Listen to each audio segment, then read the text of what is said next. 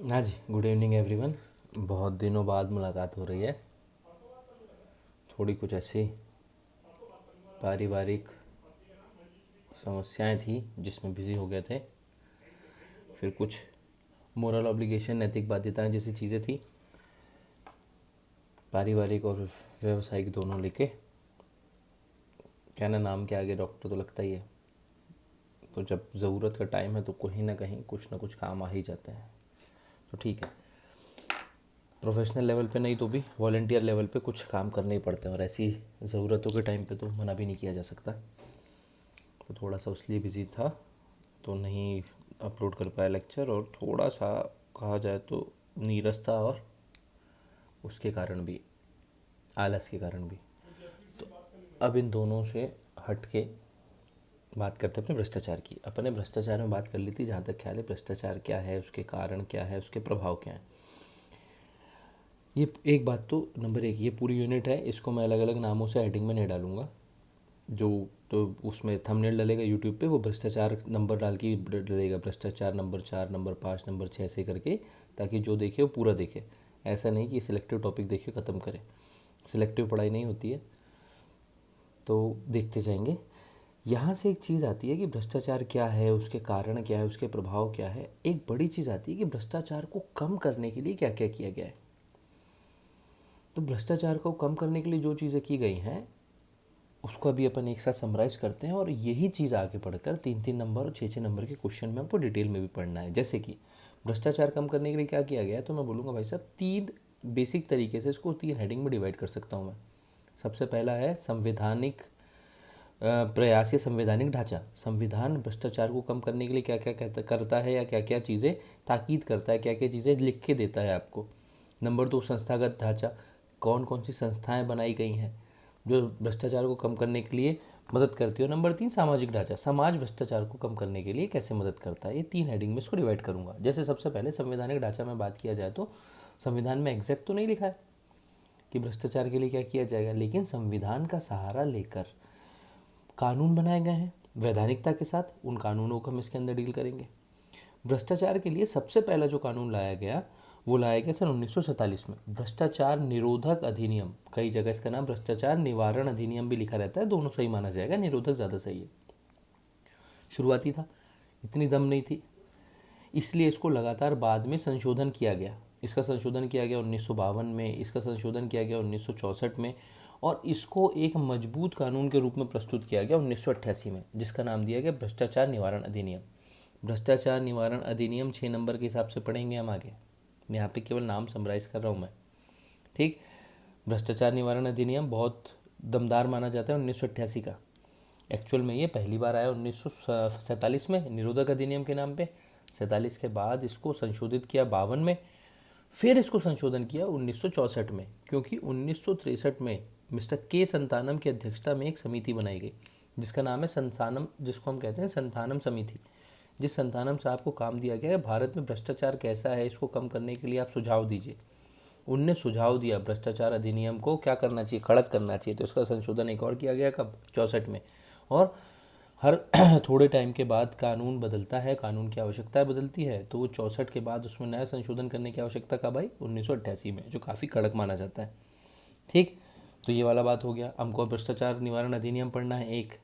Number 2, निजी क्षेत्र में भ्रष्टाचार होता है, ऑब्वियस सी बात है, केवल सरकारी में भ्रष्टाचार नहीं है, निजी में भी होता है, बहुत ही कॉमन है। बड़ी बड़ी कंपनियों में भ्रष्टाचार, सरकारी टेंडर लेने के लिए भ्रष्टाचार करते हैं, एक कंपनी दूसरी कंपनी से प्रतिस्पर्धा के लिए भ्रष्टाचार करती है।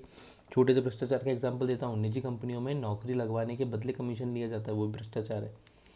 निजी कंपनियों के तहत होने वाला भ्रष्टाचार भ्रष्टाचार निवारण अधिनियम 1988 के तहत नहीं आता है। उसको डील करने के लिए कंपनी अधिनियम 1953 में प्रावधान किए गए हैं। कंपनी अधिनियम 1953 एक कंपनियों को रेगुलेशन का अधिनियम है, उसी में उसके भ्रष्टाचार के प्रावधान किए गए। ठीक, कानूनी तरीके में और क्या क्या किया जा सकता है आप भ्रष्टाचार को अल्प मत करने के लिए, भ्रष्टाचार को कम करने के लिए। जो संपत्तियां हैं, जो आदमी ने भ्रष्टाचार के पैसे से कमाए, उसको राजसात किया जा सकता है, उसको गैर कानूनी संपत्तियों को जब्त किया जा सकता है। ठीक, इसी के लिए एक तरीका लोगों ने निकाला कि अगर मेरे नाम पे संपत्ति होगी और अगर मैंने गलत तरीके से कमाई है तो वो क्या कर ली जाएगी, जब्त कर ली जाएगी। तो क्यों ना मैं संपत्ति अपने नाम पे लूँ ही ना, अपने भाई के नाम पे, अपने चाचा के नाम पे, अपने मामा के नाम पे ले दूँ। तो सरकार ने इस चीज़ को दूर करने के लिए लेके आया बेनामी लेन देन निषेध अधिनियम 1988। मेरी संपत्ति अगर मैं किसी और के नाम पे ले लेता हूँ, केवल उसको डमी बना के, वो मुखौटा है, उसके नाम पे संपत्ति नहीं है किसकी? मेरी। पैसा किसका है? मेरा, नंबर 2 का। उसके नाम पे मैंने ले ली, ताकि कल को ज़रूरत पड़ेगी तो मैं उस पर अपना अधिकार बता सकता हूँ। वो कहलाता, वो उसको बंद किया गया, उसको निषेध किया गया, प्रोहिबिटेड किया गया किसके द्वारा? बेनामी संपत्ति लेन देन निषेध अधिनियम 1988 के द्वारा। ठीक, इसी के साथ में आगे एक आया विसिल ब्लोअर संरक्षण अधिनियम, ये भी पढ़ा है, इसको भी 6 नंबर के हिसाब से पढ़ना है, आगे बात करेंगे। गंभीर आर्थिक अपराध नियंत्रण संबंधी कानून, ठीक है, आर्थिक अपराधों के लिए आपके पास बहुत सारे मामला हैं, प्रवर्तन निदेशालय से लेकर सेबी तक सब गंभीर आर्थिक अपराधों के लिए आप जांच के लिए छोड़ सकते हो। सिविल सेवकों के लिए संवैधानिक रक्षण अनुच्छेद 311, जिसकी बात अपन ने कर ली थी, भ्रष्टाचार का एक बड़े कारणों में गिना था अपन ने, अगर आपने ध्यान दिया हो तो 311 जो कहता था कि किसी भी सिविल सेवक को केवल वही व्यक्ति हटा सकता है जिसने अपॉइंट किया हो या उससे ऊपर की रैंक का, नीचे के आदमी नहीं हटा सकता। और दूसरा, हटाने के पहले उसको सुनवाई का अधिकार दिया जाएगा। दोनों पॉइंट थे। इसको आप बोलोगे सर इसको कारण में भी गिन लिया और भ्रष्टाचार को अल्पमत करने के उपाय में भी गिन लिया। हाँ भाई, कारण में गिन लिया क्योंकि इसका दुरुपयोग होता है, बिना उसकी सुनवाई के नहीं हटा सकते, तो लंबे टाइम तक सुनवाई टली रहती है। बिना आप केवल हटाने के लिए वो जिसने अपॉइंट किया वो हटाएगा, उससे ऊपर का आदमी हटाएगा, इसके चक्कर में प्रक्रिया लंबी हो जाती है, तो कारण बनता है। लेकिन एक ईमानदार सिविल सेवक के लिए संरक्षण भी है। अगर ये नहीं हो और कोई भी व्यक्ति, कोई भी थोड़ी भी ऊपर रैंक का व्यक्ति अगर सिविल सेवक को हटाने का अधिकार रखता हो तो वो वहाँ पर उसको प्रताड़ित कर सकता है, अपने हिसाब से निर्णय लेने के लिए मजबूर कर सकता है, और बिना किसी भी व्यक्ति को सुनवाई करे नौकरी से हटाने का अधिकार किसी को नहीं है। न्यायपालिका का बेसिक रूल है, बिना सुनवाई के आप नहीं हटा सकते। ठीक, यहाँ पे एक नाम आएगा लिखा हुआ आपको, अनुशासनिक कार्रवाइयाँ हर डिपार्टमेंट में होती है। छोटा आदमी गलत करता है तो ऊपर वाला उसके ऊपर कार्रवाई करने के लिए स्वतंत्र है। ठीक, तो अनुशासनात्मक कार्रवाई। और सबसे आखिरी इसमें पॉइंट लिखा है सांविधिक रिपोर्ट देने की बाध्यता। कोई भी भारत सरकार का उपक्रम होगा उसको प्रतिवर्ष रिपोर्ट सबमिट करनी पड़ेगी भारत सरकार के लिए कि आपने क्या क्या काम किया, क्या काम नहीं किया। तो वो रिपोर्टों की बात है, वो रिपोर्ट में पता चल जाता है भ्रष्टाचार के कितने मामले आपके विभाग में आए, कितने नहीं आए। एक्चुअल में होता क्या है ना, हर विभाग का जो मुखिया होता है उसकी मेन जिम्मेदारी होती है, उसी की मेन जिम्मेदारी होती है अपने डिपार्टमेंट में अनुशासन, भ्रष्टाचार मुक्त और सत्यनिष्ठा बनाए रखने की। तो उसकी रिपोर्ट भी देनी पड़ती है उसको। ये सब प्रयास कौन से हो गए? कानूनी प्रयास। ठीक, सांविधिक प्रयास अगर मामला ज़्यादा सही नहीं लगे तो कानूनी प्रयास कर सकते हैं, वो भी बात सही रहेगी क्योंकि सब कानून के तहत है। कानूनी प्रयास ज़्यादा सही रहेगा मेरे को लगता है। ठीक, नंबर 2, संस्थागत ढांचा। क्या क्या संस्थाएं हैं जो इसको डील करती है इस मामले को, या ऐसी संस्थाएं मतलब एक ऑर्गेनाइज सेक्टर का निर्माण करा है सरकार ने जो भ्रष्टाचार को अल्पमत करने के लिए काम करती है। सबसे पहले भारत सरकार के अंदर एक मंत्रालय होता है जिसका नाम है कार्मिक और प्रशिक्षण मंत्रालय। कार्मिक और प्रशिक्षण मंत्रालय की विभाग में कंफ्यूज हूँ, जहाँ तक पहले मंत्रालय है। कार्मिक और प्रशिक्षण मंत्रालय की जिम्मेदारी है हर विभाग के ऊपर, हर मंत्रालय के ऊपर नज़र रखना भ्रष्टाचार के मामले हैं तो नहीं। नंबर 2, केंद्रीय सतर्कता आयोग, CVC, सेंट्रल विजिलेंस कमीशन। ये संतानम समिति जो 1962 में आई थी ना, उसी ने अपनी अनुशंसाएं दी 64 में, और उन्हीं अनुशंसाओं को पालन करके CVC का गठन किया गया भारत में। 6 नंबर के हिसाब से CVC को पढ़ना ही है। ठीक, भारत सरकार के सभी मंत्रालय विभागों में सतर्कता यूनिट है, ये मैंने पहले ही बोला। हर विभाग का मुखिया की जिम्मेदारी है क्या करना? सत्यनिष्ठा, अनुशासन और भ्रष्टाचार मुक्त बनाना अपने विभाग को। तो हर मंत्रालय के अंदर एक यूनिट बना दी जाती है, एक टीम बना दी जाती है जिसका काम होता है अपने डिपार्टमेंट की CID करना, भ्रष्टाचार मुक्त रखने का प्रयास करना। ठीक, और कौन सी है संस्थागत प्रयासों में? CBI, central bureau of investigation, Bharat सरकार की भ्रष्टाचार की जांच करने की सबसे बड़ी इकाई यही है, इसको भी पढ़ना है 6 नंबर के हिसाब से। राज्य सतर्कता आयोग, अन्य सतर्कता प्रणाली अब 6 नंबर में पढ़ेंगे। भारत में भ्रष्टाचार व्यवस्था का मूल्यांकन, ये भी पढ़ेंगे। इसमें नाम है अगला लोकपाल और लोकायुक्त, ये भी पढ़ेंगे। स्थानीय स्तर पर ओम्बुड्समैन, वो भी पढ़ेंगे, लोकायुक्त का भाग है, लोकपाल का भाग है। ठीक, उसके बाद बहुत सारे अभिनव प्रयास किए गए, जैसे कि अलग अलग तरीके से, जैसे कि एक कानूनी प्रयास में एक प्रयास है भ्रष्टाचार मुक्त करने का, RTI, राइट टू इन्फॉर्मेशन। सूचनाएं ले सकते हैं, पारदर्शिता बढ़ सकती है, तो भ्रष्टाचार को कम करना अपने आप में वो हो चुका है, भ्रष्टाचार कम करना अपने आप में, उससे भ्रष्टाचार कम हुआ है RTI से। ठीक, मोदी जी ने आने के बाद सुप्रीम कोर्ट के ऑर्डर के कारण सुप्रीम कोर्ट ने ऑर्डर दिया था भारत सरकार को कि काले धन की जांच के लिए एसआईटी गठित की जाए, स्पेशल इन्वेस्टिगेशन टीम। तो मोदी सरकार ने, मोदी वन ने किया था। वो एसआईटी भी एक संस्थागत प्रयास आएगा। अगर ब्लैक मनी ढूंढ रहे हो तो भ्रष्टाचार से ही जमा की गई होगी, तो भ्रष्टाचार को कम करने का एक प्रयास आएगा। ठीक। उसके बाद भ्रष्टाचार कम करने का भारत सरकार का एक बहुत अच्छा प्रयास है डीबीटी, डायरेक्ट बेनिफिट ट्रांसफ़र। जिस आदमी को सब्सिडी दी जा रही है, जिस आदमी को स्कॉलरशिप दी जा रही है, जिस आदमी को सहायता दी जा रही है, वो सीधे उसके खाते में जा रही है। तो बीच का रिसाव कम होगा तो भ्रष्टाचार कम होगा। ठीक। लेकिन क्या केवल इसी आधार पर संस्थागत प्रयास या फिर केवल कानूनी प्रयासों से भ्रष्टाचार कम हो सकता है? नहीं। ज़रूरत किसकी है? समाज की। समाज में क्या क्या चीज़ें कर सकते हैं? समाज में एक बहुत अच्छा चीज़ है सूचना का अधिकार अधिनियम, जिसका आप और मैं प्रयोग कर सकते हैं। ये भी पढ़ना है अपने को 6 नंबर के हिसाब से। नागरिक घोषणा पत्र या सिटीजन चार्टर, ये भी पढ़ना है। मैं भी केवल नाम ही नाम बता रहा हूँ ताकि अपन आगे बढ़ सकें।